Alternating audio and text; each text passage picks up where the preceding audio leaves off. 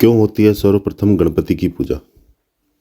एक दिन पार्वती माता स्नान करने के लिए गई, लेकिन वहां पर कोई भी रक्षक नहीं था। इसलिए उन्होंने चंदन के पेस्ट से एक लड़के को अवतार दिया और उनका नाम रखा गणेश। माता पार्वती ने गणेश को आदेश दिया कि उनकी अनुमति के बिना किसी को भी घर के अंदर न आने दिया जाए। जब शिवजी वापस लौटे तो उन्होंने देखा कि द्वार पर एक बालक खड़ा है। जब वे अंदर जाने लगे तो उस बालक ने उन्हें रोक लिया और नहीं जाने दिया। यह देखकर शिवजी क्रोधित हुए और अपनी सवारी बैल नंदी को उस बालक से युद्ध करने को कहा, पर युद्ध में उस छोटे बालक ने नंदी को हरा दिया। यह देखकर भगवान शिवजी क्रोधित होकर उस बाल गणेश के सर को काट दिया। अब माता पार्वती वापस लौटी तो वो बहुत दुखी हुई और जोर जोर से रोने लगी। शिवजी को जब पता चला कि वह उनका स्वयं का पुत्र था तो उन्हें अपनी गलती का एहसास हुआ। शिवजी ने पार्वती को बहुत समझाने की कोशिश की, पर वह नहीं मानी और गणेश का नाम लेते रोने लगी।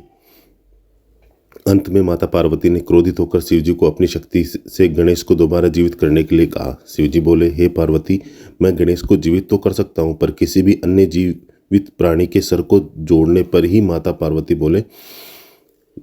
पार्वती रोते रोते बोली उठी, मुझे अपना पुत्र किसी भी हाल में जीवित चाहिए। यह सुनते ही शिवजी ने नंदी को आदेश दिया, जाओ नंदी, इस संसार में जिस किसी भी जीवित प्राणी का सर तुमको मिले काट लाना।